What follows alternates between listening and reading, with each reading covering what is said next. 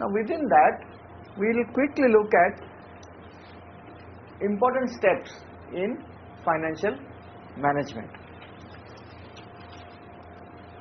So I call it 7 steps because I like the number 7, but maybe there may be 8 or even 10 or 6, but we'll just look at couple of few very important steps in financial management. And the first step, the very first step, what is the very first step? Suppose you are setting up an organization. What is the very first step that you will take? Make a budget. Financial management, not setting up an organization, not in terms of registration and all. Financial management. Budget. You will make a budget. Ensure that you get the funds. Ensure that, okay. Now funds are ensured. After that, see, because I said I'm not good in raising funds. I'm good in spending funds. No, but if you're not going to get funds, you won't start the project. No, but after you have got the funds, what will you do? How will you go around? Budgeting. Find out requirement. Find out first requirement. Requirement. See, budget, of course, you have to make the budget and then of course propose and get the funds. And then, now budget is clear, approved, funds are supposed to come. What will you do?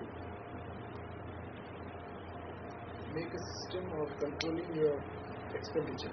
Make a system for controlling your expenditure. So control systems. See, one of the things that is very important in an organization to set up is policies or the framework. First of all, we have to set up the framework. You know, what kind of framework or policies that an organization should have. You know, how shall we spend this money?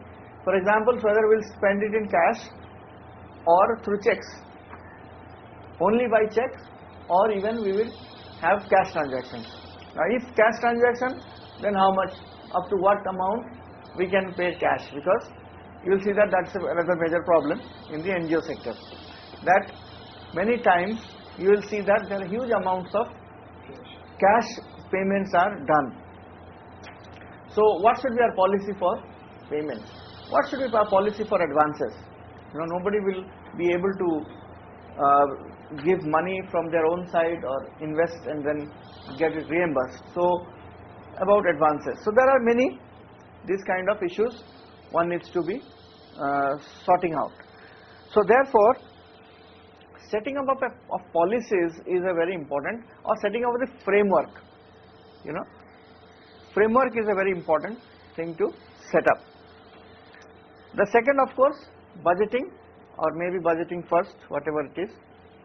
Budgeting is a very important process. Budgeting is, of course, we are having almost half a day for budgeting, so therefore we are not going to look at budgeting now.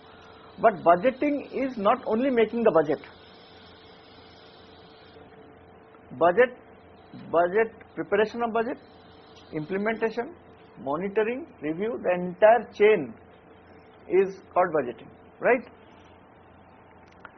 Okay, then we come to internal controls. So on the basis of the policies, we have to set up control systems. Now control systems, again we are going to look at tomorrow morning. First thing in the morning is control systems. Then accounting system. Now bookkeeping. How are we going to organize our bookkeeping system? So that will be something which will be very important for us to do. Now legal requirements, compliance to legal requirements. So what are the legal compliances that we need to make? You know, if we have, the moment you set up an organization, then TAN number, then TDS, and all those returns you have to file. If you go for FCRA, then FCRA returns, annual returns, so many things have to be done. So having compliance to legal requirements. Now reporting is another very important area. You know, unless we report, the only thing that goes back in a linear model of non-profit is reporting. So it has to go, otherwise funds will not flow from the top. So how do we write good reports? Of course, after implementing good programs. And finally, audit. So these are some of the important areas for effective financial management.